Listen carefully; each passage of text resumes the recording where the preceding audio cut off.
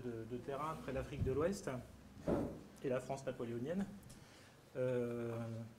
Donc, en fait, là, je vais vous parler de la trajectoire d'une idée ou d'un concept assez flou, comme on le verra, qu'on appelle cadastre coutumier. Donc, on sent bien qu'il y a une tension, une éventuelle contradiction dans les termes. On va y revenir.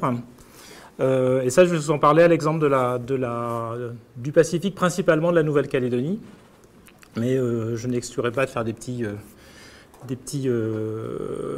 prendre des petites illustrations d'autres pays du Pacifique où la problématique se pose de manière parfois assez ressemblante. Donc je ne me situerai pas au plan des outils cadastraux au sens large du terme, mais plutôt au niveau on va dire, de l'outillage conceptuel qui permet après de décliner les choses en termes de propositions opérationnelles. Donc ce sera plus une réflexion sur les concepts ou les notions qui se cachent, entre guillemets, derrière la notion de cadastre coutumier. Donc ça m'obligera à réfléchir à la notion de cadastre rapidement, on verra, parce qu'on va très rapidement s'apercevoir à quel point on est loin de la vision qui nous a été présentée ce matin en particulier, relativement loin. Après, ça pose la question de coutumier, donc jusque-là on est assez cohérent. Et puis comment on met les deux ensemble, voilà, c'est un peu l'idée. Donc les réponses, elles seront évidemment très partielles, très situées, donc c'est le contexte calédonien et des exemples océaniens. Puis en conclusion, on reviendra un petit peu justement sur ces relations complexes entre terre et coutume dans le Pacifique Sud. Donc je vais partir en fait plutôt du contemporain. Enfin, déjà un petit rappel sur la définition, elle a été redite ce matin, donc la définition du cadastre. Il y a deux choses qui sont importantes, c'est qu'on a une définition géométrique de l'espace avec des délimitations linéaires, d'une part. Il y a une finalité fiscale. Alors on a vu justement que ce n'est pas si simple que ça, mais l'idée de cadastre, logiquement, tourne autour d'une finalité fiscale, qui renvoie à l'idée aussi que les espaces qui sont délimités ont une valeur homogène, ce qui là aussi va poser un certain nombre de problèmes. Alors si on voit comment le terme apparaît en Nouvelle-Calédonie, là je reprends un texte ou un bout de texte, un extrait qui est fondateur de l'histoire contemporaine de la Calédonie, à savoir l'accord de Nouméa qui a été signé en 1998, qui fait entrer la Calédonie dans un processus de décolonisation négociée. C'est le terme employé officiellement. Et dans ce texte, il y a un passage sur la notion de cadastrage des terres coutumières, pour que les droits coutumiers sur une parcelle soient clairement identifiés. Alors après, il y a l'idée qu'il y aura des nouveaux outils juridiques, financiers, qui seront mis en place. Il y a l'idée de développement sur les terres coutumières, avec ce passage dont le statut ne doit pas faire obstacle à la mise en valeur. C'est l'idée que le foncier coutumier, c'est forcément un truc hyper compliqué qui empêche le développement. Ça, on est un peu dans la théorie de la modernisation années 60. Et puis, il y a l'idée que la réforme foncière devra être poursuivie. Je reviendrai sur la nature de cette réforme foncière très, très particulière. Donc là, pour le moment, on aurait l'idée, très très floue, parce qu'il n'y a aucune définition plus opérationnelle, c'est un texte général, c'est un texte plutôt à valeur constitutionnelle pour la Calédonie, l'idée que le cadastre coutumier serait un outil de clarification de droit sur les terres coutumières et que ce serait un outil d'approfondissement de cette réforme foncière. Donc si on situe cette notion de cadastre par rapport à un schéma très très simplifié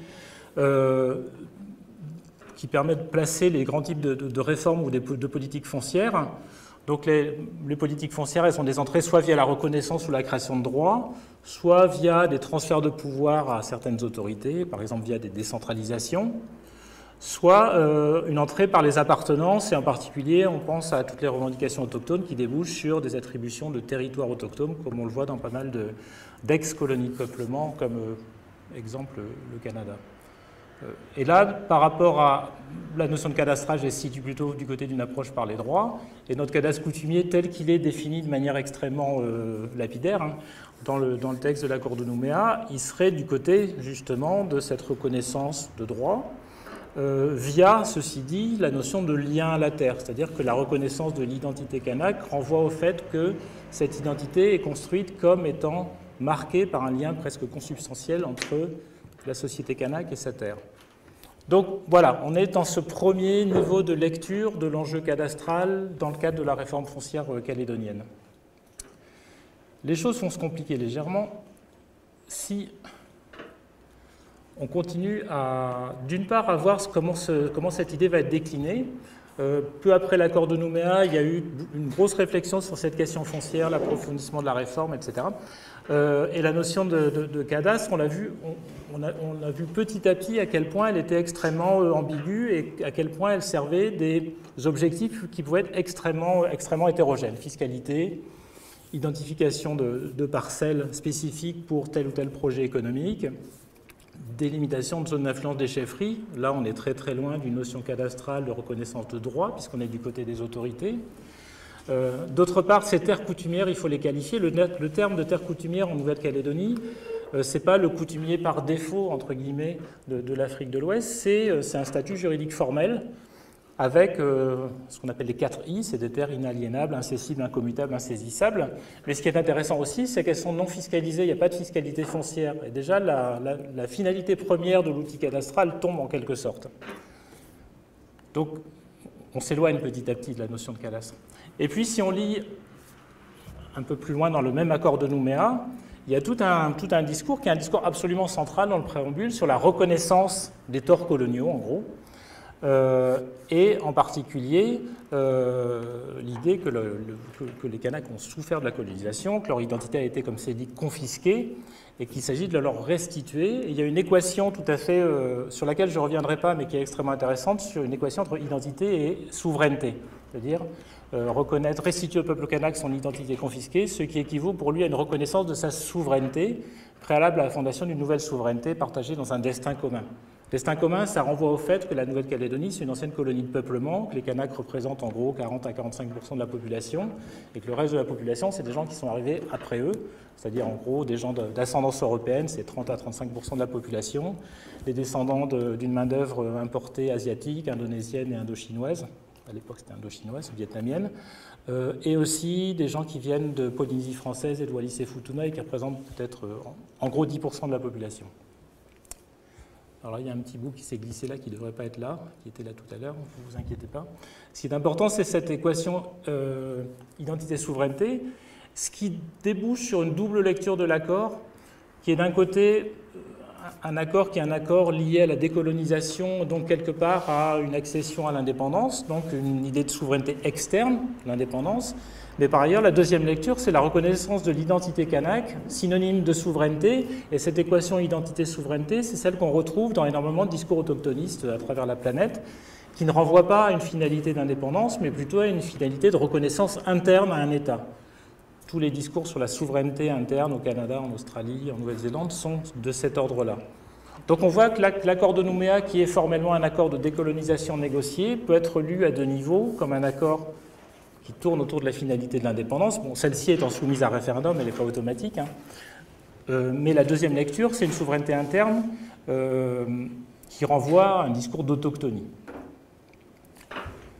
Donc d'un seul coup, on peut se poser la question de savoir, indépendamment de toute définition de ce que serait ce cadastre coutumier, parce qu'on ne sait toujours pas ce que c'est, est-ce que ce n'est pas autre chose qu'un instrument d'approfondissement de la réforme foncière, mais aussi un instrument de revendication de souveraineté? Et si oui, quel type de souveraineté, justement, interne ou externe? Et on verra que justement cette deuxième lecture autochtoniste de l'accord de Nouméa est très présente dans les lectures qui sont faites par certains de la notion de cadastre coutumier.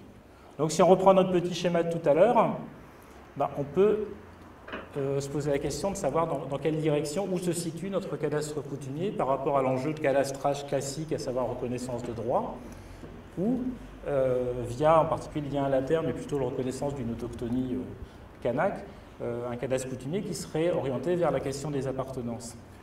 Alors, ça, c'est un espèce de préambule qui nous oblige à faire un détour historique que je vais faire extrêmement bref. Mais notre réforme foncière contemporaine, elle a été précédée par ce qu'on pourrait appeler une autre réforme foncière, à savoir c'est la colonisation de peuplement et la mise en réserve de la population kanak. Donc cette mise en réserve, c'est les petits points noirs.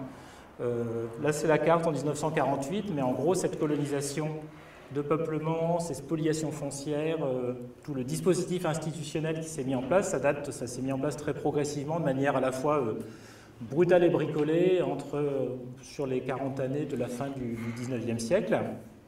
Alors, je ne rentre pas dans les détails de cette politique foncière, elle a été c'était vraiment du pilotage à vue, il y a eu plusieurs essais et erreurs. Le moment le plus fort, c'est le moment où a été décidé de faire de la Calédonie une colonie pénale. C'est ça le moment de colonisation, de peuplement qui a été le plus efficace.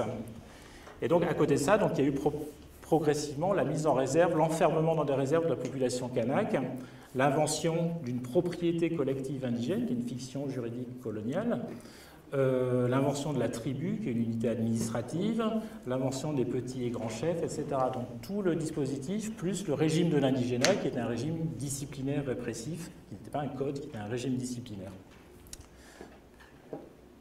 Donc ça, c'est en gros la première réforme foncière calédonienne coloniale. Alors elle s'appuie aussi sur une démographie très particulière, à savoir la baisse, en noir c'est la population kanak qui diminue de manière drastique et qui était probablement beaucoup plus haute avant les premiers contacts. Une colonisation de peuplement blanc qui n'est pas une grande réussite en fait, qui est un semi-échec, ça marche bien au moment de l'importation d'une population pénale et après ça stagne. Et ce gap est en fait rempli par l'importation d'une main-d'œuvre extérieure asiatique en particulier.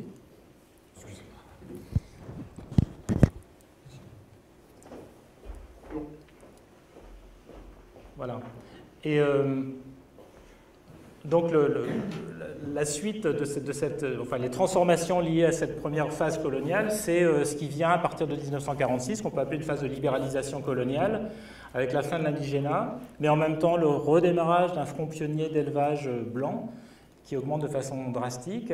Des débats aussi très vifs sur la notion de propriété mélanésienne, à savoir quelle serait la bonne option face à une situation démographique qui devient compliquée, à savoir les Kanaks dont la population recommence à augmenter à partir des années 30-40, qui se retrouvent un peu coincés dans des réserves de très petite taille.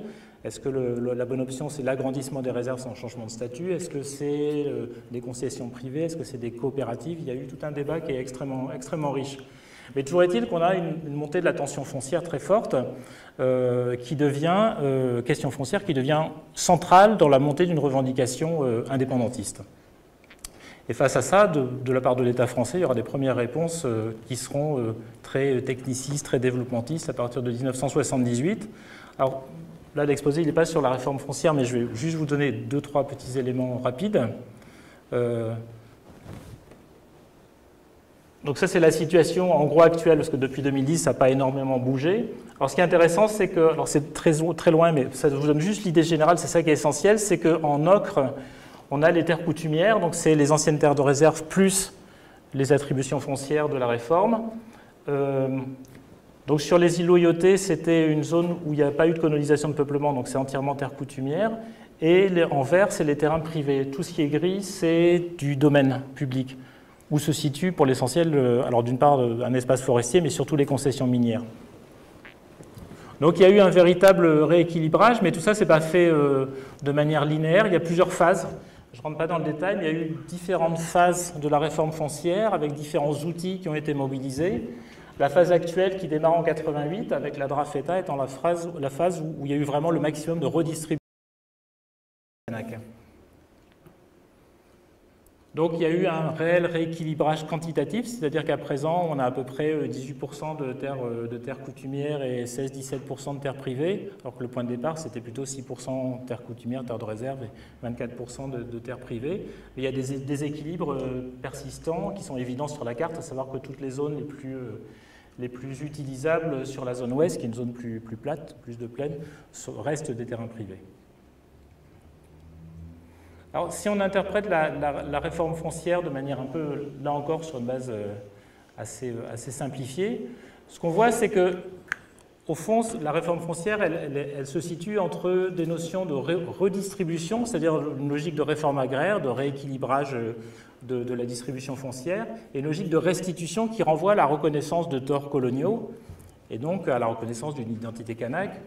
Donc on a une tension entre ces deux pôles de la réforme foncière, et selon les phases de la réforme, il y a eu des moments de forte connexion, c'est-à-dire une restitution de terres, mais sous conditions de développement, et à d'autres moments, on a eu une relative déconnexion, c'est-à-dire l'idée qu'il fallait d'abord restituer des terres, et on verra après pour la question du développement. C'est le choix qui a été fait à partir des années 90, c'est en gros la situation dans laquelle on se trouve, sachant comme il y a un rééquilibrage qui est quantitativement effectué, se pose la question de la suite. Est-ce qu'il faut continuer dans cette redistribution ou restitution ou est-ce qu'il faut faire autre chose? Le autre chose étant la question de l'administration foncière et de la sécurisation sur les terres coutumières. Donc pour caractériser notre réforme, c'est une réforme étatique, partiellement assistée par le marché dans la mesure où les terres sont achetées par la DRAF, qui est l'agence de la réforme foncière, à des privés essentiellement, et redistribuées gratuitement à des groupes Canac. Il y a une formalisation en quelque sorte de la propriété collective coutumière, donc de cette fiction coloniale. Et la manière dont les attributions sont faites, ce qui est intéressant, c'est qu'on est dans une espèce de compromis entre une logique de la preuve, à savoir c'est une attribution au nom du lien à la terre, donc les clans doivent éventuellement prouver ou avoir un discours qui fonde l'idée qu'ils ont un lien à un espace donné, donc un lien historique, et une logique du compromis, une logique de la négociation, c'est-à-dire quelle est la situation actuelle des différents groupes présents sur le terrain, quelle est leur situation démographique, éventuellement quelle a été leur participation au combat politique en faveur de l'indépendance. Donc on voit que la façon dont les attributions sont faites cette façon obéit à une logique vraiment de compromis. Ce qui va aussi jouer sur l'idée de cadastre coutumier, c'est pour ça que je vous dis tout ça. Et donc la situation actuelle, c'est qu'on est, après cette phase de découplage développement, reconnaissance en faveur d'une reconnaissance, c'est-à-dire d'une restitution des terres, on est plutôt à un tournant, un tournant non encore problématisé, à savoir est-ce qu'il ne faut pas revenir à la question du développement, maintenant qu'on a redistribué des terres, et comment on fait ça? Et d'autre part, est-ce qu'il n'y a pas des enjeux aussi d'administration foncière, de sécurisation sur les terres coutumières? Alors il y a toujours une ambiguïté sur sécurisation, est-ce que c'est sécuriser les ayants droit à l'intérieur des groupes auxquels on a distribué les terres, ou est-ce qu'il s'agit de sécuriser d'éventuels investisseurs extérieurs? Souvent, c'est la deuxième acception qui prévaut, alors que la première est aussi importante. Et c'est là que se situe éventuellement la question du cadastrage des terres coutumières, c'est-à-dire sur ces grands espaces qui ont été redistribués à des collectifs, c'est-à-dire soit des clans, soit des tribus, soit des groupes de clans, est-ce qu'il ne s'agirait pas de redéfinir des frontières internes à ces espaces redistribués? Et en même temps, parallèlement à ça, il y a cette montée d'une revendication de souveraineté interne à travers le discours de l'autochtonie, qui crée une espèce de tiraillement sur la notion de cadastre coutumier entre ces questions d'administration foncière et ces questions plutôt de reconnaissance. Bon, là je vais passer, c'est une façon de situer les différentes phases de la réforme foncière en fonction de ce triangle, donc les points de ces développements, restitution, sécurisation. Donc les différentes phases de la réforme foncière ont été extrêmement contrastées en termes d'accent mis sur telle ou telle pointe du triangle.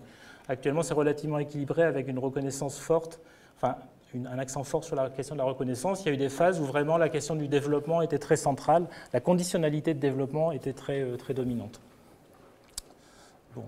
Et on a essayé de faire ce même travail, là je fais un peu de publicité, excusez-moi, parce qu'on vient justement ce que je l'ai appris avant-hier, donc je suis très content. On vient de finir un bouquin sur la question foncière, justement en Nouvelle-Calédonie, avec quelques illustrations dans le Pacifique, Fidji, Vanuatu et Nouvelle-Zélande.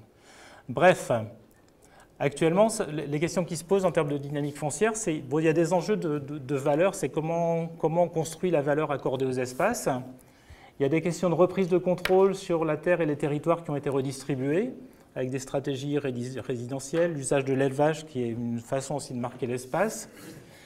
On constate aussi qu'il y a une forte discordance entre les statuts des terres et les dynamiques foncières. Il y a des terres qui sont des terres privées, mais sur lesquelles la gestion est finalement très coutumière, parce qu'il y a eu des moments de redistribution privée à certains Kanaks, et que ces Kanaks se retrouvent dans des situations impossibles d'un point de vue coutumier, c'est-à-dire dans leur environnement Kanak local. Et en même temps, il y a des formes de marchandisation sur les terres coutumières. Puis la question domaniale sur laquelle je ne m'attarde pas. Et il y a en même temps tout ce nouveau discours d'appropriation des années 90-2000, on va dire, où la souveraineté devient extrêmement centrale. Alors c'est une reprise de contrôle sur des territoires, c'est une reprise de contrôle sur leur propre vie et destin aussi, en quelque sorte. Mais il s'agit aussi, face à l'enjeu minier, de négocier au mieux un partage de la rente. Donc il y a toute une mobilisation forte d'un discours de l'autochtonie. Et ça se retrouve dans la manière dont sont éventuellement négociées des ententes donc sur les répercussions et avantages, donc Impact and Benefit Agreements, dans le secteur minier, mais éventuellement aussi touristique. Mais c'est le secteur minier où ces accords locaux entre communautés locales et entreprises sont les plus marquants.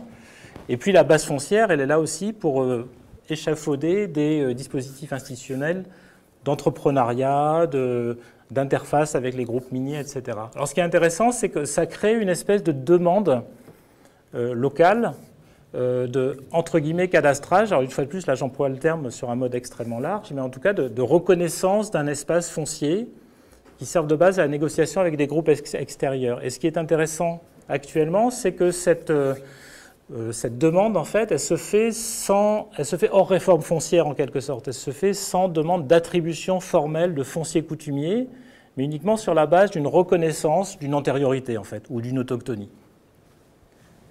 Donc là encore, ce type de demande, c'est-à-dire la situation économique actuelle, la façon dont les populations locales gèrent leurs relations avec des entrepreneurs extérieurs, joue sur la manière aussi de concevoir cette problématique du cadastre coutumier.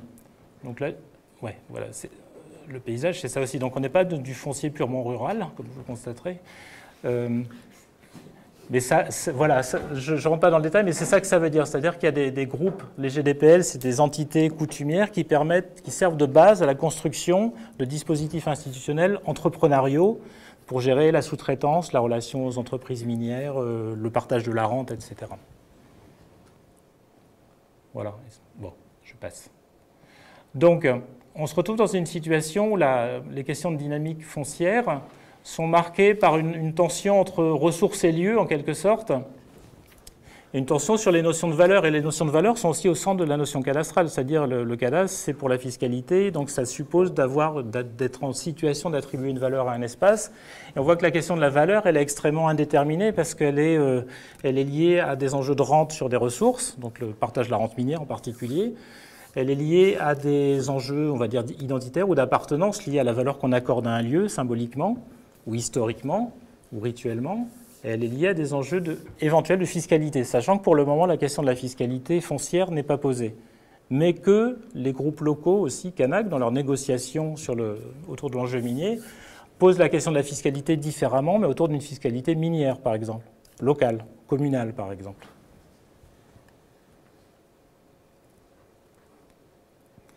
Et je reprends le même schéma, parce que tout sur le même schéma, ça devenait totalement illisible. Alors déjà, je ne sais pas s'il est lisible, mais là, ce n'était pas possible. Mais toujours est-il que... Bon, je vais tout mettre, en fait. Ce que je trouve intéressant dans tout ça, il y a deux aspects par rapport toujours à notre problématique d'un cadastrage coutumier. C'est que d'une part, on s'aperçoit qu'il y a des phénomènes dont j'ai parlé tout à l'heure, à la fois de marchandisation d'espaces coutumiers, de coutumiérisation d'espaces non coutumiers. Donc on voit bien que la question, là encore, de reconnaissance de droit ou de cadastrage ou de délimitation va se poser de manière un peu problématique, à savoir quels sont les espaces concernés. Est-ce que c'est juste les terres qui sont formellement coutumières ou des terres qui sont sous une gestion de facto coutumière sans quel est le statut coutumier? Donc ça pose une question de périmètre d'action d'un éventuel cadastre. Et puis il y a une espèce de point aveugle de tout ça, c'est la question des autorités coutumières qui sont en quelque sorte, ou qui ont été en quelque sorte non problématisées par tout le dispositif de la réforme foncière, qui s'est attaché à se poser la question du développement, qui s'est attaché à se poser la question de la restitution de terre, donc de la reconnaissance d'une identité Canac, de son antériorité, mais sans se poser la question du dispositif en termes d'autorité coutumière. Et ça, là, on n'a pas le temps de rentrer dans ce détail-là, mais si on relit l'accord de Nouméa, on voit bien à quel point la question des autorités coutumières est en creux, elle n'est pas posée en fait. Donc tout ça, ça peut nous amener à réfléchir à cette notion de cadastre coutumier sur un mode prospectif, parce que le cadastre coutumier en tant que tel, il a été posé comme sur un mode un peu rhétorique en quelque sorte par l'accord de Nouméa en 1998. Il y a eu des expériences localisées, il y en avait avant, mais qui n'ont jamais débouché sur quelque chose d'ampleur nationale, enfin à l'échelon du territoire.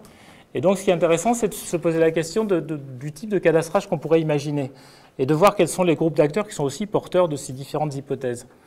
Donc, le cadastre, il peut être en quelque sorte à la demande, c'est-à-dire non systématique, lié à un enjeu spécifique. Par exemple, l'implantation d'un projet minier ou touristique qui oblige à identifier les ayants droit locaux pour savoir à qui on redistribue la rente, à qui on accorde des emplois privilégiés, etc. C'est ce qui se passe par exemple en Papouasie-Nouvelle-Guinée de façon très très forte, c'est-à-dire qu'il y a l'espèce de montée d'une idéologie propriétariste locale autour du travail de reconnaissance et d'identification de droits coutumiers, on va dire locaux.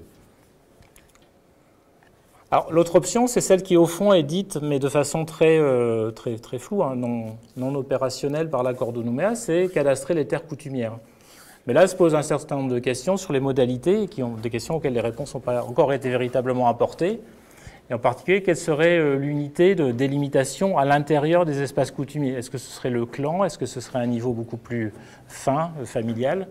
Ce qui est intéressant, et là il y aurait tout un travail à faire sur la généalogie, la notion de clan et la façon dont elle a été transformée depuis l'époque coloniale. C'est une notion qui est conçue comme ayant une validité précoloniale, presque atemporelle, très reconnue par tout le monde. Elle a été formalisée d'un point de vue juridique très tardivement, donc dans les années 1980.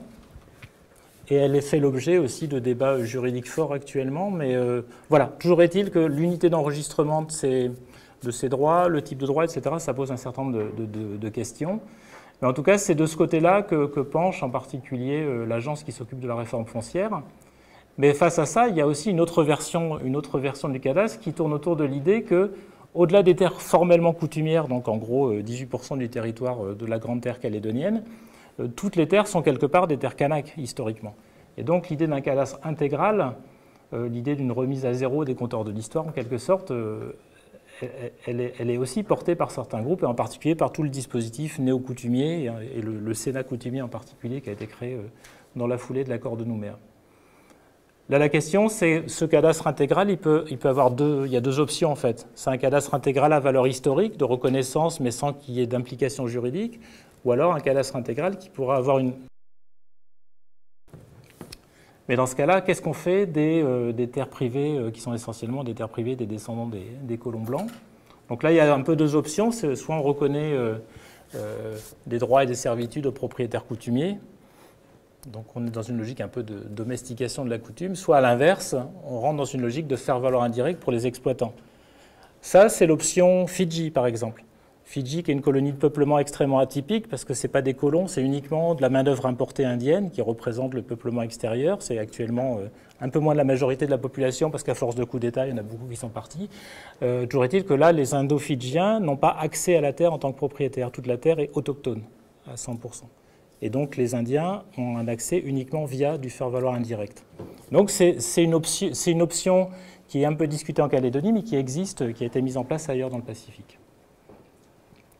Alors je ne rentre pas dans le détail, mais toujours est-il que là, ce qui était intéressant, c'est de voir en fonction des différentes options quelles sont les implications en termes de ce que je disais tout à l'heure, en termes de périmètre concerné par l'opération cadastrale. Donc voilà, si on essaye, là c'est extrêmement approximatif, hein, mais on voit bien que les différentes options possibles pour un cadastre coutumier se situent de manière très différenciée sur ce triangle entre développement, reconnaissance et sécurisation. Le cadastre des terres coutumières étant peut-être celui qui est, en quelque sorte, ce n'est pas du tout un jugement de valeur, mais qui est le plus équilibré entre les différents enjeux. Et on voit bien la tension entre, d'un côté, un cadastre à la demande lié à des projets de développement économique, et de l'autre côté, l'idée d'un cadastre intégral qui met entre parenthèses la question du développement, en quelque sorte. Donc, ce que je trouve intéressant, c'est par rapport à ce détour un peu prospectif sur ce que pourrait être le cadastre coutumier. On peut se poser la question de savoir comment les groupes locaux et les Kanaks en particulier réagissent, enfin comment ils se situent, quelles sont leurs stratégies. Ce que je trouve intéressant, c'est que ce débat sur le cadastre coutumier, l'expression même de cadastre coutumier qui a été lancée, j'allais dire presque imprudemment, mais ce n'était pas cadastre coutumier qui était écrit, mais cadastre des droits coutumiers, ou cadastre des droits sur les terres coutumières. Ce qui ne veut pas dire la même chose que cadastre coutumier qui renvoie à une vision beaucoup plus englobante à l'échelon du territoire. Mais toujours est-il que ce débat a été très marquant dans les années 2000 et de plus en plus il est en train de légèrement fléchir où le terme est repris sous une acception qui est très différente et simplifiée et très efficace en même temps, c'est de dire il faut retrouver les zones d'influence des clans.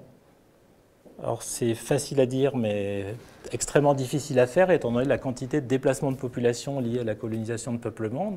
En plus, la question, c'est quelle date de remise à zéro des compteurs? Est-ce que c'est la prise de possession 1853?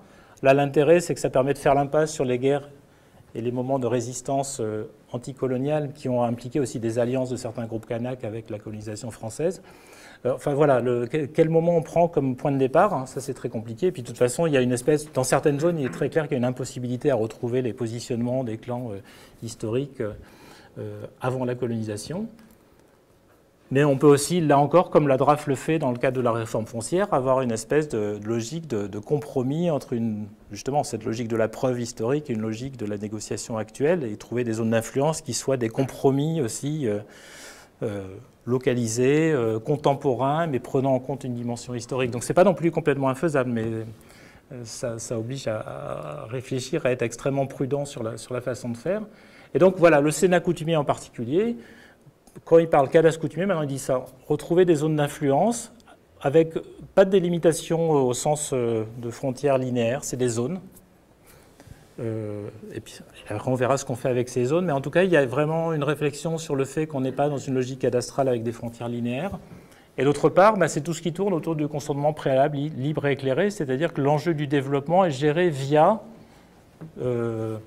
des procédures de consentement préalable des populations, donc ça veut dire de participation, de négociation, etc. Ce qui renvoie à des logiques extrêmement localisées, parce que c'est le consentement de qui, donc ça suppose aussi de définir qui est qui, sur quel espace, etc. Et c'est dans cette direction-là que le débat sur le cadastre coutumier est en train d'évoluer du côté des autorités coutumières ou néo-coutumières. L'autre entrée, c'est l'entrée par les autorités avec l'idée de restructurer une chefferie qui évidemment a des origines précoloniales, mais qui a été complètement refondue par la colonisation et qui, dans beaucoup d'endroits, est un peu en déshérence. Il y a une très grosse difficulté à nommer des nouveaux chefs, etc. Donc l'idée, c'est de restructurer ce dispositif, qui n'est pas une idée néo-coutumière, qui est aussi l'idée quelque part de l'État ou de la Calédonie. Ce qui veut dire un déplacement aussi de la question de l'attribution foncière vers la question de la reconnaissance de ces autorités. Et si on veut un peu résumer les choses dans les termes d'une alternative, en particulier par rapport aux enjeux de développement, c'est qu'au fond, il y a deux stratégies autochtones qu'on pourrait, d'ailleurs, là je dis stratégie autochtone dans le contexte calédonien, mais ça peut être stratégie nationale dans le contexte fidjien, par exemple, face à des acteurs économiques ou environnementaux extérieurs. La première, c'est l'ajustement des acteurs locaux aux normes globales. Donc on a ce développement d'une idéologie propriétariste, la mise aux normes de la chefferie qui devient vraiment l'interface avec des projets de développement extérieur. Toute une série de formules comme le groupement de droit particulier local, sans eux, pardon, en Nouvelle-Calédonie, ou un espèce d'équivalent en Papouasie-Nouvelle-Guinée qui permet aussi de construire une interface entre le monde coutumier et le monde du développement. Donc on est encore dans cette logique de cadastrage à la demande en quelque sorte. Et là, on n'est pas, l'enjeu fiscal est très éloigné, on est plus dans des enjeux de partage de la rente. Et l'autre option, c'est un ajustement des acteurs globaux aux normes locales. C'est pas purement de l'idéalisme naïf, je précise tout de suite. Mais l'idée, et c'est une demande réellement formulée, et c'est des négociations via aussi des conflits qu'on trouve de façon forte en Nouvelle-Calédonie, c'est l'idée qu'un opérateur extérieur, surtout s'il est là depuis assez longtemps, devienne un bon citoyen local qui se conforme aux normes locales, qui participent à la vie locale en quelque sorte. Ce qui est intéressant, c'est que quelque part, c'est ce que font les entreprises minières historiquement, parce qu'elles sont souvent... Tout ça, ça nous amènerait, là je vais passer vite en fait, à faire un retour sur la notion de coutume et de coutumier. Donc on voit bien que la notion de coutume, c'est évidemment une notion extrêmement polysémique, mais on peut la rapprocher d'une part à sa relation avec le droit. Donc c'est un espèce d'envers du droit, c'est un monde soit pré-juridique, soit para-juridique, qui est un peu évolutionniste, de sélectionner ce qui est bon dans la coutume pour en faire du droit.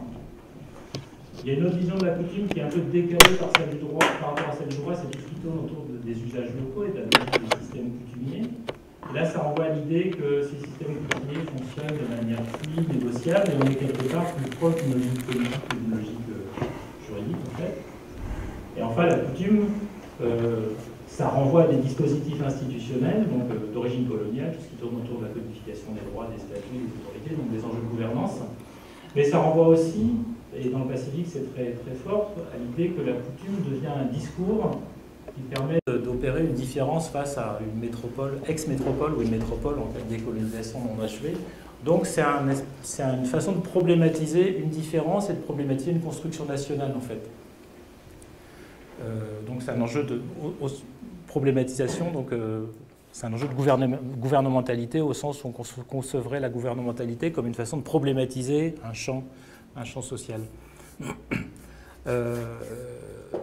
Et ça aboutit aussi à des choix politiques très très forts en matière foncière, à savoir le fait de déclarer que l'ensemble des terres sont des terres coutumières, comme à Tonga, au Vanuatu, à Fidji. Donc ça a des effets fonciers très très très clairs.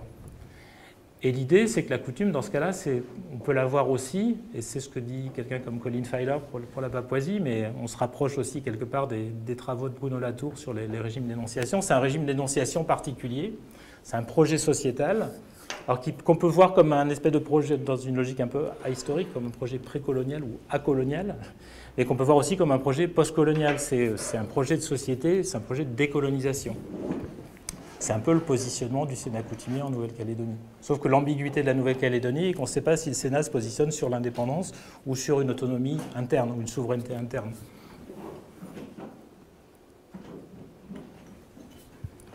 Donc voilà, je ne développe pas cet aspect, mais l'idée c'était de raccrocher la coutume à cette notion de régime d'énonciation politique telle que définie par Latour. À la différence près, c'est que la coutume intègre dans ses acteurs, qu'ils soient énonciateurs ou énonciataires, pas simplement les vivants, mais aussi les ancêtres et les divinités, ce qui ferait une petite différence avec le régime politique défini par Latour. Pour le reste, ce n'est pas très différent. Pour finir. Merde, c'est pas la fin. Donc ça, on va laisser tomber. Donc pour finir, l'idée sur cette notion de cadastre coutumier, ce que j'ai laissé de côté, c'est une modélisation que je trouve extrêmement intéressante de Abramson, qui est à partir d'une vision qui paraîtrait très, très dualiste et très simple, à savoir il y a deux formes de relations foncières, un foncier mythique basé sur une espèce de continuité de relations entre terre, homme et leur passé, et un foncier juridique basé sur la séparation entre propriété et objet. Il est d'abord une sorte de combinatoire entre ces deux formes. Et cette combinatoire est extrêmement variée, donc on sort d'une vision dualiste du foncier ou évolutionniste, et ça permet de situer aussi des cas. Et ce que je trouve intéressant, c'est que c'est d'autant moins dualiste qu'on observe des effets de brouillage liés aux trajectoires aussi localisées du foncier, et en particulier la manière dont des dispositifs coloniaux en viennent à être totalement traditionnalisés, c'est-à-dire que pour les Fidjiens, les divisions claniques qui ont été opérées par les commissions foncières coloniales des années 1880 sont devenues le clan traditionnel en quelque sorte. Donc c'est une forme de traditionnalisation. Mais à côté de ça, il y a le fait aussi que les pouvoirs rituels de la chefferie restent, alors, pas exactement tels qu'ils étaient dans la période précoloniale, mais ont gardé cette forme aussi rituelle de relation à la terre en termes de continuum. Donc il y a une double traditionnalisation des dispositifs coloniaux. À la fois, ils deviennent traditionnels parce qu'ils sont là dans la durée, et à la fois, ils sont subvertis par une vision des choses qui n'est pas du tout la vision coloniale. Donc cette matrice, à partir de deux visions du foncier ou de deux types de relations foncières, je la trouve extrêmement opérante et intéressante. Abramson, c'est un spécialiste de Fidji. Voilà, pour finir, cadastre coutumier, en gros, d'un point de vue logique, on est en face d'un oxymore. On voit bien qu'il y a un télescopage entre deux régimes d'énonciation. D'un côté, un régime plutôt juridique et de l'autre côté, un régime plutôt politique. Mais en même temps, ce qui est intéressant, c'est que derrière ce cadastre, il y a un pluralisme ou une pluralité des logiques et des discours. Il y a des logiques politico-identitaires, des logiques foncières, de stabilisation foncière, de sécurisation. Il y a des logiques rentières, comme on l'a vu, éventuellement des logiques développementistes. Donc, ce qui veut dire que derrière l'incompatibilité logique de l'expression, il y a une possible opérationnalité politique en fonction de la capacité de cette notion à problématiser la question foncière et à créer aussi des alliances, un support, etc. Donc, ça reste une question ouverte. Et ce que je trouve intéressant, c'est que pour finir, on a cette idée de cadastre coutumier est totalement, en prise avec différents types de discours, en particulier des discours autochtonistes de souveraineté liés à la décolonisation et une réaffirmation d'un foncier mythique donc basé sur cette continuité terre-homme-histoire, donc relativement déconnecté du foncier juridique et déconnecté de la question des droits fonciers coutumiers, par exemple. On est vraiment sur un autre registre. Donc c'est les choix qui ont été opérés par des pays indépendants comme Vanuatu ou Tonga. Il y a aussi en Nouvelle-Calédonie, ce que je trouve intéressant, un discours autochtone de déplacement du rapport de force vers le champ du droit, en fait. Et il y a toute une élaboration autour de la notion de charte du peuple kanak, l'idée non pas de codifier des droits coutumiers ou des coutumes, mais l'idée de retrouver des principes qui seraient quasiment à valeur constitutionnelle, des principes issus de la culture kanak, de créer une espèce de base qui permettrait de construire un droit alternatif. Ça, c'est une des pistes qui est suivie par le Sénat coutumier en Calédonie. Et puis d'autre part, mais on est aussi éventuellement dans une affirmation très autochtoniste, mais pas seulement, c'est aussi un instrument de négociation avec des opérateurs extérieurs, ce qui permet de gérer un certain nombre d'incertitudes normatives sur les règles du jeu, morales, sur la confiance, sur les questions des temporalités, mais ça permet aussi de gérer à la fois des rentes et des compensations. Donc on voit bien que l'expression cadastre coutumier, à la fois on peut y voir cette contradiction dans les termes, mais on peut y voir aussi un outil politique qui peut avoir une certaine opérationnalité, une certaine efficacité. Voilà, merci. J'ai dépassé le temps, je suis désolé. Et finalement, il y a un truc que je n'ai pas compris. C'est le cadastre coutumier reste un énoncé, une idée et une catégorie, ou alors est-ce qu'il est déjà traduit en dispositif concret sur le terrain, soit de négociation? Alors, mes petits camarades, ils n'ont pas entendu. Voilà. Y a plusieurs réponses en fait. C'est-à-dire qu'il y a plusieurs points de vue sur la question. Le point de vue, disons, ADRAF, c'est-à-dire l'agence en charge de la réforme foncière, c'est de dire ce qu'on fait via la redistribution de terres, les délimitations des terres attribuées, les délimitations des groupes attributaires, éventuellement tout un accompagnement sur des baux ruraux, sur des délimitations internes de ces terres attribuées. Au fond, c'est un cadastrage des terres coutumières, dans la logique, en gros, de ce qui est dit dans l'accord de Nouméa, sachant qu'une fois de plus, que l'accord de Nouméa reste relativement flou. Il ne définit pas de façon opérationnelle ce que pourrait être ce cadastre. Ça, c'est une première réponse. La deuxième réponse, c'est qu'il y a des entreprises ou des initiatives localisées de restructuration des chefferies, ce qui veut dire aussi de restructurer ou de réidentifier des zones d'influence, etc. Donc, il y a des opérations locales, plus ou moins sous l'égide du Sénat coutumier, mais pas forcément. Et le Sénat coutumier, à un moment donné, avait essayé d'avancer un cran plus loin en embauchant un consultant qui avait mis en œuvre tout un dispositif foncier coutumier de cadastrage qui était une espèce d'usine à gaz absolument impossible. Et je crois que les sénateurs, ils ont fait un rétropédalage rapide quand ils ont vu la chose, parce qu'ils sentaient bien que c'était quelque chose qui risquait de mettre à feu et à sang toutes les campagnes calédoniennes. Donc il y a eu à un moment donné cette volonté d'aller un peu plus loin, mais finalement ils ont reculé parce que le dispositif proposé par ce consultant, qui n'était pas hyper compétent sur le foncier par ailleurs, était pas viable. Justement, il était sur une vision totalement naïve de ce que pourrait être l'établissement de limites, de livres fonciers, etc. Enfin, c'était vraiment... Quelque part, c'était une pure escroquerie, voilà, pour dire les choses très, très clairement. Mais ce qui est intéressant, c'est qu'il y a eu la volonté du Sénat coutumier d'aller un peu plus loin dans cette direction-là. Et depuis, au fond, c'est entre autres depuis cette expérience avortée à temps, c'est-à-dire qu'elle n'a jamais été vraiment mise en œuvre sur le terrain, qui sont revenus à une vision beaucoup plus pragmatique, c'est-à-dire les zones d'influence, c'est quelque chose qu'on peut mettre en place petit à petit, localement, en prenant son temps, et ils le font, ça commence à se faire un peu. Et le deuxième pied de leur discours autochtoniste, c'est le consentement préalable, c'est-à-dire la gestion de... C'est-à-dire que les zones d'influence, c'est la pointe reconnaissance, identité, politique locale, et le consentement préalable libre et éclairé, c'est la pointe développement, c'est la relation avec le monde extérieur du développement. Du coup, j'avais une deuxième question, et puis je lâche le micro. Qu'est-ce qu'elle devient, la dimension fiscaliste, la fonction fiscale de... Pour le moment, elle est totalement évacuée. Malgré les trois dimensions, enfin, ouais. Même dans les négociations avec des investisseurs, etc. Ce qui est intéressant, c'est que la dimension fiscale, en fait, elle a été, gérée de façon non gérée en quelque sorte, mais elle était présente à une époque, c'est-à-dire qu'un des outils de redistribution des terres, ça a été ce qu'on appelle les GDPL, groupements de droit particulier local. C'est des entités qui regroupent des personnes de droit coutumier. Parce que, j'ai oublié de le dire, il y a deux statuts des personnes en Calédonie. Il y a le statut de droit civil et il y a un statut de droit coutumier qui date de la colonisation et qui a été perpétué. Donc un GDPL, c'est un groupe de personnes de statut coutumier. Et ce n'était pas un outil purement foncier au départ, mais toujours est-il que c'est devenu un outil de la réforme foncière.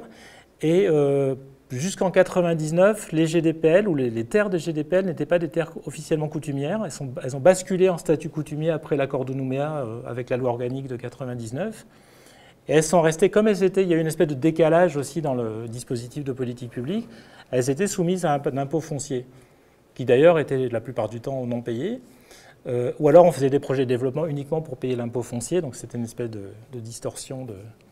Mais toujours est-il que depuis 2008, on a supprimé cette fiscalité parce que pour mettre en cohérence ces terres de GDPL avec l'ensemble des terres coutumières qui ne sont pas soumises à un impôt foncier. Et la fiscalité, elle émerge beaucoup plus dans les revendications, plutôt dans les négociations avec les opérateurs miniers, autour d'une fiscalité. Ce qui est intéressant, c'est que les groupes autochtones ne sont pas uniquement dans une logique rentière, localisée, ils sont aussi dans une logique de construction d'une fiscalité communale. Ce qui veut dire aussi que la notion de commune est en train de prendre corps petit à petit, du point de vue local, alors même que les communes sont très faibles par rapport au dispositif provincial, qui est le dispositif où les politiques publiques de développement se décident et se mettent en œuvre. Alors, j'avais une question aussi, c'est que tu as beaucoup parlé de l'utilisation par les peuples autochtones de la notion de cadastre coutumier, mais est-ce qu'il y a une utilisation des autres populations, des gens de droit commun, par exemple, de cette notion-là ? Pas vraiment. Enfin, les enquêtes qu'on avait faites justement sur un mode un peu prospectif, mais ça date pas mal. C'était entre 10 et 12 ans. Quand on demandait aux élus politiques non indépendantistes, etc., il y avait un discours sur le cadastre coutumier qui était plutôt de dire bon, il faut cadastrer. C'était une façon le discours, c'était il faut contenir la réforme foncière, il faut qu'elle s'arrête. Parce que cette espèce ce qui est assez compréhensible, c'est-à-dire s'il y a une incertitude sur le fait que la redistribution, c'est-à-dire appropriation, redistribution, que ça continue sans que les limites soient fixées, ça crée une incertitude du côté des exploitants caldoches, c'est-à-dire blancs. Il y avait l'idée qu'il fallait aussi peut-être stabiliser le foncier coutumier pour permettre au développement de redémarrer, etc. Il y avait tout un discours, mais qui était un discours très, très en creux, quoi. Il n'y avait pas de discours plus général sur la notion de cadastre coutumier. Donc, juste une précision, il n'y a pas spécialement de risque que cette notion-là soit utilisée pour des logiques de cantonnement Ah non, ben ça a été fait à la fin du 19e. Là, je pense qu'ils ne vont peut-être pas recommencer tout de suite, mais a priori, non. Par contre, pour contenir, pas cantonner, mais contenir justement la réforme foncière, dire il faut qu'elle s'arrête, il faut qu'elle se termine, elle a été faite, bon c'est bien, maintenant on passe à autre chose. Ça, c'est un discours qu'on entend. Et côté Kanak, c'est un discours qui est un peu ambigu aussi, parce que côté indépendantiste, il y a aussi cette idée que peut-être il faut passer à autre chose, c'est-à-dire que la réforme foncière redistributive, maintenant c'est bon, il faut peut-être arrêter pour stabiliser les choses aussi. Cette volonté de stabilisation foncière, c'est aussi un des discours qui est sous-jacent à la notion de cadastre coutumier.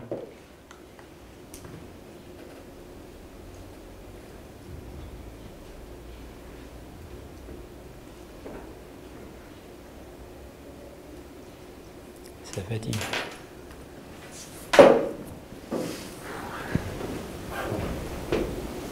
C'est tout.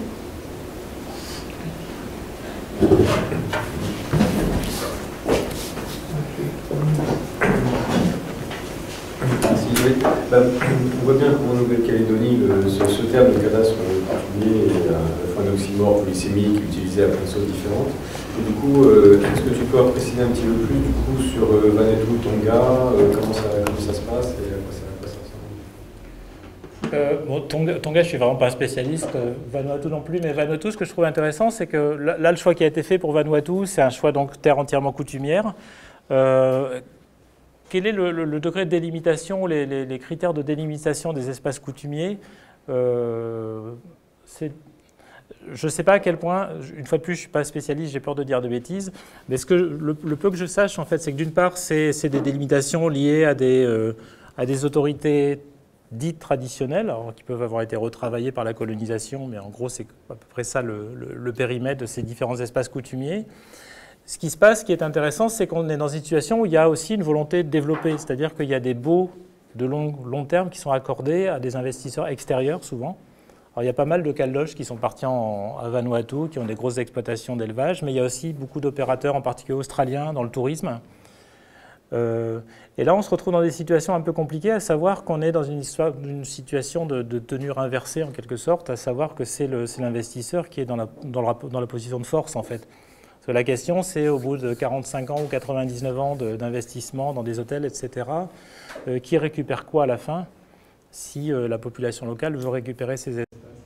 Et une des solutions assez étonnantes et paradoxales, c'est qu'il y a des zones à Vanuatu où les populations locales se font des baux à eux-mêmes pour sécuriser leur espace. C'est-à-dire qu'ils sont propriétaires coutumiers, mais au sens formel du terme. Mais s'il y a un investisseur, ils ont peur d'être totalement dépossédés de leur espace. C'est-à-dire qu'ils se retrouvent. Parce qu'il peut y avoir un poids de l'État aussi pour pousser les gens à accepter un investissement extérieur. C'est ce qu'on voit aussi à Fidji très très fortement actuellement. Un court-circuitage de toutes les autorités coutumières pour repartir sur la voie, entre guillemets, du développement. Et à Vanuatu, c'est une chose observée. Alors je ne sais pas à quel point c'est extrêmement anecdotique ou si c'est plus généralisé que ça, c'est se faire des baux à soi-même pour sécuriser son foncier. Ce qui est un peu étrange. Et à Fidji, ce qui est intéressant, c'est les moments de basculement ou de balancier entre la reconnaissance très forte des autorités coutumières, et c'est par elles que passe tout le dispositif, y compris d'attribution de baux. Et actuellement, en particulier depuis le coup d'État qui maintenant s'est transformé en un gouvernement constitutionnel, élu, etc., ce court-circuitage de ces autorités justement pour être dans une logique de drainage d'investissement extérieur.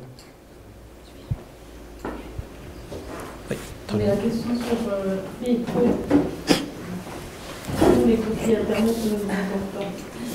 Justement, en Nouvelle-Calédonie, les concessionnaires, enfin les industriels sur les mines de nickel, ils ont quel type de statut sur le territoire? Ça, ce sont des baux aussi de condamnés, parce que ce sont des logiques de concession. Et moi, j'aimerais bien que tu reviennes un peu sur cette question de leur politique paternaliste, de responsabilité sociale, etc. Et bon, leur volonté de ne plus se substituer à l'État, mais en fait la volonté des populations de vouloir continuer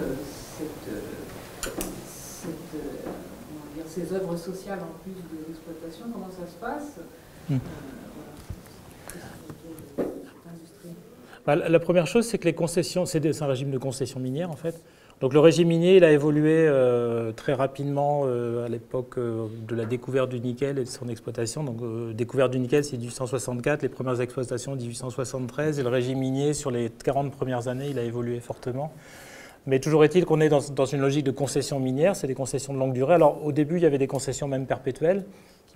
Après, petit à petit, il y a eu un travail d'assainissement en fait, du cadastre minier. Donc la durée des concessions a été ralentie. Les demandes faites aux miniers pour exploiter, au moins faire des sondages régulièrement pour ne pas perdre la concession, ces demandes se sont densifiées. Tout le caractère très spéculatif du cadastre minier a été assaini avec une ordonnance en 1982.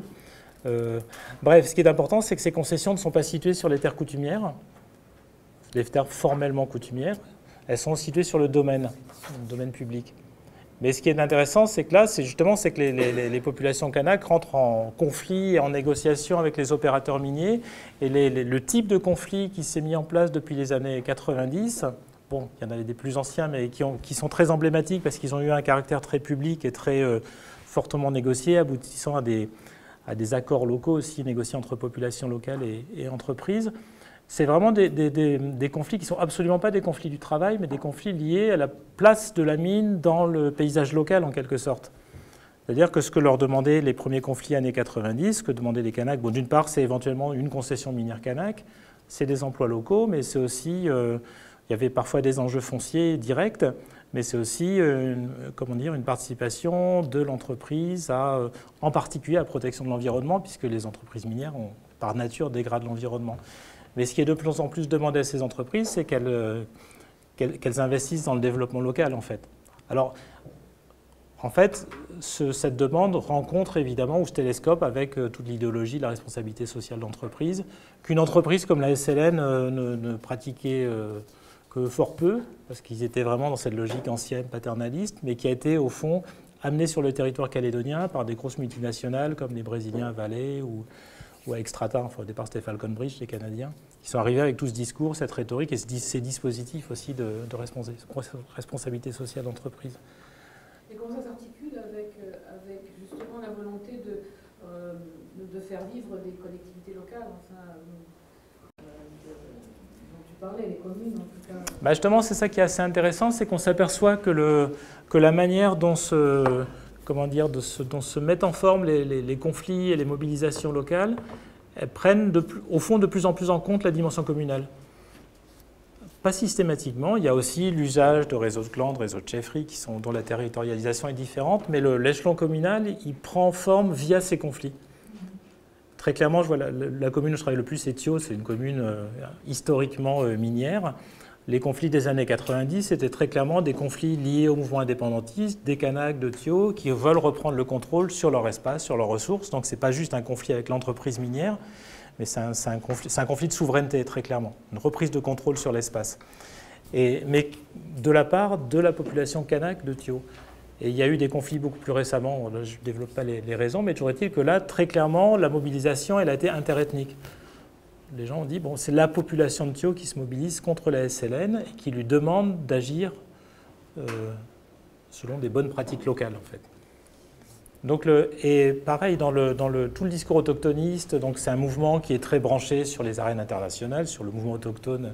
Et ce qui est intéressant, c'est qu'une fois de plus, on n'est pas dans des logiques purement rentières. Et il y a aussi tout ce débat sur la fiscalité minière communale, qui est porté par les groupes autochtones. Donc c'est l'entité. Et ce qui est intéressant, juste pour parachever le côté un peu compliqué de la chose, c'est que la commune, c'est encore le statut français, alors qu'au-dessus, il y a les provinces qui sont de statut calédonien. Donc c'est une espèce de millefeuille un peu bancal. Mais toujours est-il que la commune, qui a très peu de moyens par rapport à la province, qui est vraiment l'outil de rééquilibrage entre le nord et le sud, entre Kanak et non-Kanak, qui a été fondé par l'accord de Matignon de 1988, sous la province qui est très très dominante, qui a des compétences en matière de développement, d'environnement, etc., les communes qui n'ont aucun moyen, qui ont été un peu, comment dire, un point aveugle, un peu de tout le dispositif de développement depuis 20 ans, ces communes prennent une vraie consistance localement, via les mobilisations locales, et c'est assez inattendu en fait. Mais avec les élections, enfin je veux dire, c'est des élus dans un conseil municipal. Ah oui, les communes, c'est des communes élues. Et ce qui est intéressant d'ailleurs, c'est que c'est un mouvement autochtoniste qui a gagné la mairie d'Iaté, qui est un des endroits où il y a un des deux gros projets miniers, donc qui a gagné la mairie en 2008. Donc ils se sont retrouvés, en n'étant pas un parti politique, en étant kanak, en étant sur un positionnement flou par rapport à l'indépendance, ils se sont retrouvés à la tête d'une commune. Bon, ils ont perdu la fois d'après, mais toujours est-il que oui, dans les communes, c'est des communes de droit français avec le même système électoral. Elles sont récentes aussi, les communes, c'est-à-dire que leur consistance institutionnelle, elle s'est faite petit à petit, avec en particulier 1969 et 1977, ce sont des moments... Donc la commune, elle existe depuis 30-40 ans, en réalité, en fait.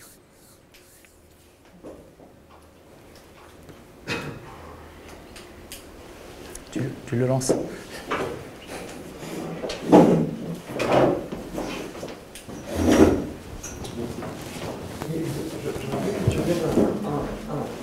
Là, sur ce que tu nous as dit, cette notion de cadastre coutumier qui a le potentiel de donner un statut coutumier à l'ensemble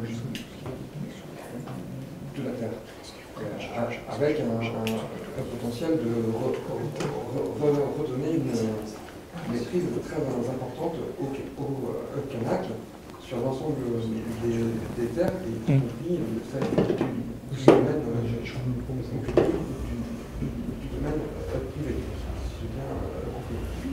Alors, est-ce que toutes ces options que tu nous as présentées sont des options qui sont en ce moment l'objet d'un débat politique? Et est-ce qu'il y a, par exemple, un risque ressenti par les Caldoches d'être expropriés à terme, ce genre de choses-là? Je n'ai pas l'impression que les Caldoches ressentent ce risque-là. En fait, les Caldoches, ils ont d'autres problèmes, c'est-à-dire la reprise de l'exploitation par leurs enfants, etc., des prix du foncier monstrueux. Enfin, ils sont pris dans... C'est des mondes qui sont relativement déconnectés, en fait. Et il y a actuellement assez peu de revendications sur des propriétés caldoches. Après, au fond, le domaine caldoche, il se réduit via la non-reprise des exploitations aussi. Il y a ça aussi qui se passe.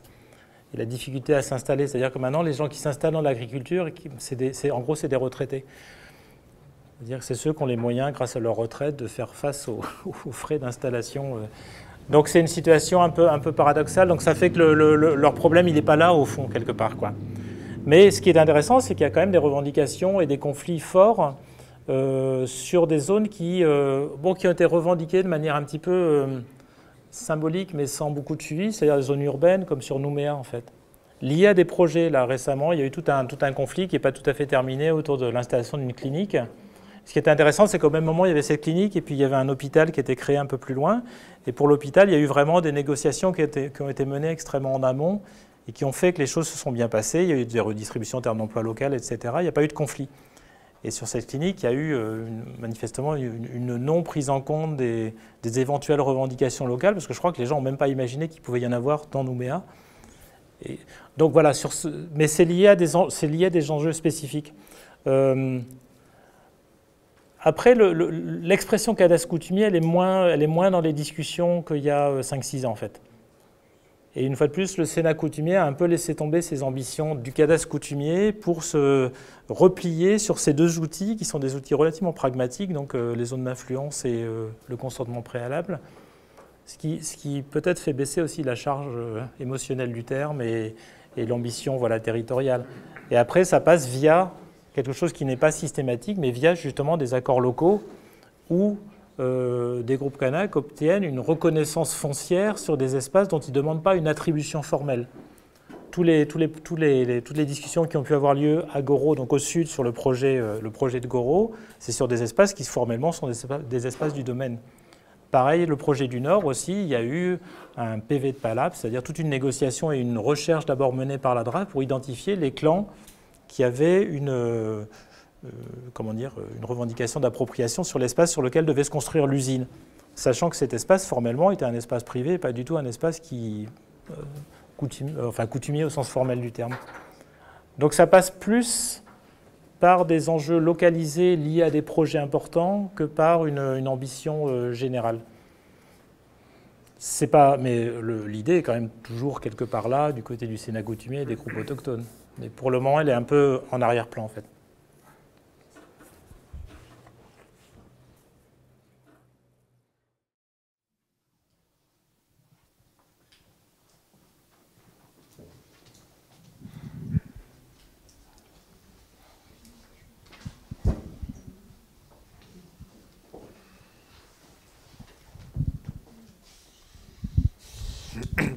Peut-être du coup, pour bien comprendre comment ça s'articule par rapport à ce que disait reconnaissance de zones d'influence, réseau réticulaire de chefferie et les dispositifs institutionnels, nous a montré l'organigramme avec les GDPL qui étaient dans le capital d'entreprise. C'est comme ça que se fait le lien, c'est quelles sont du coup les chefferies qui sont reconnues comme légitimes à rentrer dans le capital de telle ou telle industrie. Comment se fait l'articulation du coup entre les deux, quoi? Là, pour le coup, pas mal via les GDPL, en fait. Parce que le GDPL, c'est un outil totalement flexible. Alors, c'est un reproche qui lui est fait parce qu'il manque de définition juridique, etc. Mais en même temps, ça permet un peu tout. Et c'est un outil qui, à la fois, est devenu l'outil central de redistribution dans le cadre de la réforme foncière, donc dans les années 90-2000. Au départ, ce n'était pas un outil purement foncier. Et c'est vraiment un outil qui est prévu comme un outil d'interface entre le monde coutumier, le monde du développement et le monde de l'État, en gros, pour faire bref. Donc via le foncier, mais pas forcément. Et les GDPL, c'est vraiment l'outil qui permet de formaliser la reconnaissance d'une base foncière de ces dispositifs institutionnels de négociation avec des entreprises, donc de montage aussi, d'entrepreneuriat, d'interface, etc. Ce n'est pas les chefferies en tant que telles. Les chefferies, par contre, sont signataires des accords. Par exemple, au Sud, l'accord il a été signé à la fois par les chefferies, le Sénat coutumier et le comité autochtoniste local. Donc c'est un dispositif assez... Mais pour le moment, c'est les GDPL. Mais les GDPL sont remis en cause aussi par le monde coutumier qui dit cette notion de GDPL, c'est une notion qui nous est extérieure. Il faut qu'on transforme les terres de GDPL en terres claniques, en gros, c'est une des idées. Donc je pense qu'à un moment donné, cette notion de clan, elle émerge assez fortement dans certaines controverses, mais un peu localisées, mais elle pourrait réémerger de façon beaucoup plus forte. Et d'ailleurs, étonnamment, c'est la fédération des GDPL qui prône quand même la disparition des GDPL. Mais la conversion des terres de GDPL en terres claniques, elle est, en l'état actuel des choses, impossible. Parce qu'il faudrait il faudrait transformer constitutionnellement le statut des terres coutumières, puisqu'il faut les transférer à une autre entité, même si c'est une entité coutumière. Or, pour le moment, c'est impossible à cause de cette règle des 4 I. Dans tous ces débats-là, ça renvoie au pôle développement dont tu dis qu'il n'est plus tellement dans les débats, mais la question des droits des individus ou des ménages Kanak installés en terre coutumière, là, c'est hors du radar. Enfin, personne ne se pose la question, c'est vers des revendications de personnes. Si, ça se pose localement, justement. Mais ce qui se passe, c'est que l'espace est là, il y a des enjeux de réattribution aussi, parfois pour des questions de mise en cohérence locale, en particulier sur les espaces domaniaux, où il y a des revendications aussi, qui ne sont pas des grosses revendications, mais c'est des revendications qui permettraient aux gens d'avoir un espace à peu près correct. Donc cet aspect ayant droit locaux, l'aspect accession des jeunes à des terres de culture, etc., c'est des enjeux qui sont forts. Les enjeux de la résidence aussi, on voit à quel point le fait d'habiter un espace, c'est vraiment une manière de reprendre contrôle sur des territoires attribués, parce que souvent on dit, bon, il y a eu des attributions parfois de très grande taille, et puis il ne se passe rien, entre guillemets. En fait, on s'aperçoit en allant voir de plus près qu'il se passe beaucoup de choses. Il y a aussi des blocages, des conflits, etc. Enfin, c'est très, très, très diversifié comme situation. Mais la question de la résidence, on voit bien à quel point c'est un enjeu fort et c'est une façon très forte de réhabiter, dans tous les sens du terme, un espace redistribué. Et donc la question de l'accès des jeunes. Alors, les jeunes, c'est devenu, de toute façon, c'est devenu la classe dangereuse universelle, donc en Calédonie comme ailleurs. Et il y a tout un débat et toutes des controverses et des tentatives, des initiatives de la part du monde coutumier comme de la part du monde politique de canaliser tout ça, de faire en sorte que les jeunes s'y retrouvent. Et effectivement, ça ne veut pas dire qu'il n'y a pas des problèmes, mais en tout cas, c'est une question qui est prise en compte, ouais. Mais qui aussi est prise en compte pas tellement via la question foncière, mais aussi via le statut, c'est-à-dire la manière dont les femmes en particulier gèrent des possibles statuts de sortie du statut coutumier pour avoir des situations qui soient moins défavorables en termes de divorce, d'héritage, etc. Il y a aussi ce jeu sur les statuts des personnes et pas simplement sur la dimension foncière.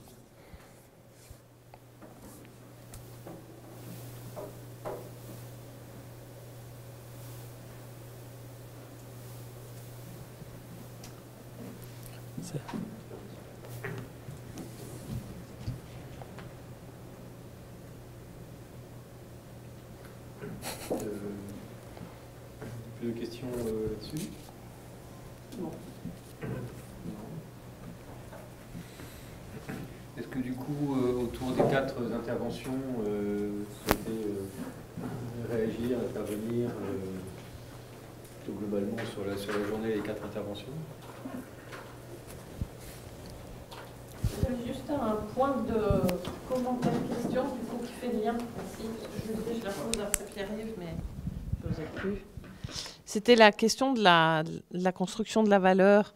Et en fait, tu disais, dès le début, tu disais la définition du cadastre, il y a une hypothèse implicite qui est qu'il y a une valeur homogène donnée à ces espaces qu'on va délimiter et fiscaliser par définition.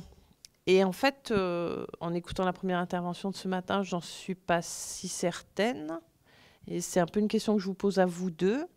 Et qui est redoublée, enfin cette question, elle me semble redoublée par 2 points.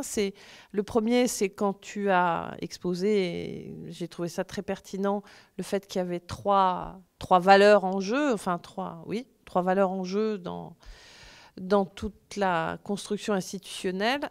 Et 2, quand tu répondais tout à l'heure sur ces questions de revendication des autochtones sur des espaces, etc. Enfin, toutes les négociations qui s'opèrent. Et à chaque fois, je reviens vers cette idée, au fond, est-ce que vraiment l'hypothèse implicite au cadastre, par définition, c'est qu'il y a une valeur homogène, ou est-ce que la fonction du cadastre, c'est pas de construire et de définir de la valeur, de définir des valeurs. avec l'idée que cette construction de la valeur dans la fonction du cadastre se fait à travers des négociations, une concertation ou un arbitrage par l'État ou la justice. Je ne sais pas pourquoi, c'est cette question qui me semble un peu traverser les différentes interventions.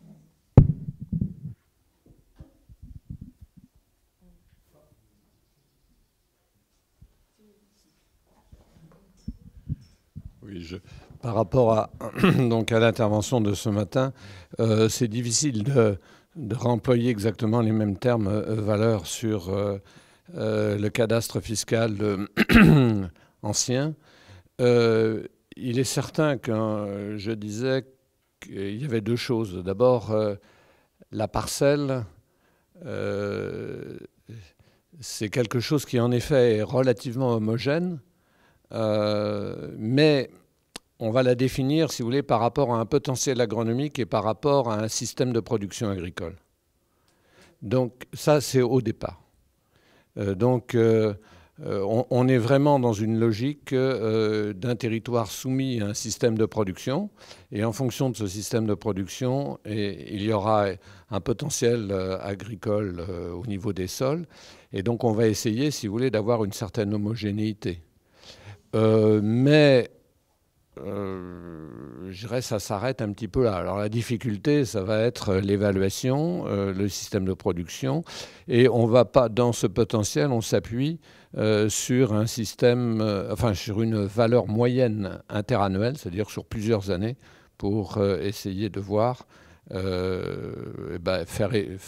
éviter les variations, je dirais, saisonnières dans l'attribution du bien.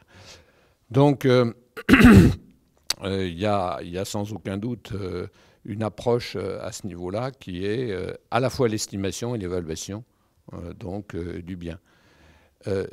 On essaye, pour ne pas pénaliser, alors ça c'est bien dans le cadastre ancien, le risque par rapport à ça, c'est de pénaliser les gens qui veulent améliorer, qui investissent pour améliorer la valeur productive des terres.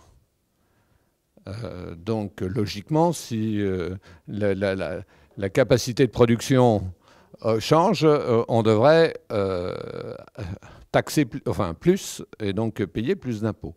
Alors on a là des mesures qui sont prises dès le départ et on dit les propriétaires qui vont investir pour améliorer la valeur de leurs terres, en particulier les exemples qui sont pris, c'est la transformation des zones humides en zones productives, les marais et autres, eh bien, on ne changera pas pendant un certain temps la valeur foncière et donc la taxation. Donc tout est relativement... on a bien la difficulté là, dans l'expression et l'estimation la plus juste possible. Parce que, ouais, par rapport à... Merci. Non, j'ai mon mien. Oui, par rapport à ta question sur la valeur, effectivement, c'est une question absolument centrale. J'en ai parlé que de manière extrêmement allusive parce que c'était pas tout à fait le sujet et que c'est vraiment un thème sur lequel on a travaillé, à part, en lien avec ces questions. Ce que je trouve intéressant, c'est que si on prend l'exemple de la Papouasie-Nouvelle-Guinée, en fait, toutes les négociations autour des projets miniers, ces demandes de cadastrage localisé, en fait, renvoient à des questions d'établissement d'une rente foncière. Donc de partage d'une rente, donc il y a une rente foncière plus la rente minière, etc. C'est toute une logique de compensation liée à une distribution de la rente à différents niveaux jusqu'aux propriétaires, coutumiers locaux. En Calédonie, en fait, on a eu récemment un projet là qu'on est en train de terminer, justement sur ces questions de valeur des lieux. Parce que, et en gros, là, ce qui est intéressant, c'est qu'au départ, c'était une demande plutôt des industriels qui en gros disaient, même si on essaye de bien faire les choses, d'avoir des négociations en amont avec les groupes locaux, etc., il y a toujours un moment donné où il y a une revendication, un conflit qui émerge sans qu'on l'ait vu venir et qu'on n'est pas capable de décrypter, en fait. Et eux, ce qu'ils avaient en tête, c'est d'une part d'avoir des grilles, la demande, c'est d'avoir une grille d'analyse de ces conflits, donc liée entre autres à la question foncière et à la valeur que les gens attribuent à tel ou tel espace. Mais derrière ça, il y avait aussi une idée d'équivalence, c'est-à-dire de pouvoir compenser ça. Donc est-ce qu'on pourrait mettre ça sur une grille d'équivalence, etc. Ce qu'on retrouve dans tous les débats aussi sur la compensation écologique. Et nous, ce qu'on a fait, c'est leur expliquer justement, c'est qu'on a des natures de valeurs qui sont quelque part incommensurables et qu'il fallait rentrer dans une négociation autour de quels sont les critères que les gens mobilisent pour construire la valeur d'un espace. Et justement, c'est une valeur qui n'est pas forcément homogène sur un espace donné, qui est liée à une histoire, des symboles, etc. Donc c'est ce débat-là qu'on a essayé de mettre en place. Donc justement, on ne rentre pas dans une... Parce que la logique cadastrale, quelque part, c'est quand même cette idée de, sur un espace donné, ce qu'il s'agit de délimiter, c'est d'avoir une valeur homogène sur cet espace, donc via des systèmes de production, via des usages de l'espace. Et là, justement, on arrive à des choses extrêmement hétérogènes et qui ne sont même pas commensurables en termes monétaires. Donc c'est là que ça devient un petit peu, un peu plus compliqué, mais on est très loin de la question fiscale, en fait. Et une fois de plus, la fiscalité, elle prend un détour qui passe par la question minière, en fait. Enfin, le débat tel qu'il se construit actuellement. Et pas du tout sur le foncier, en fait.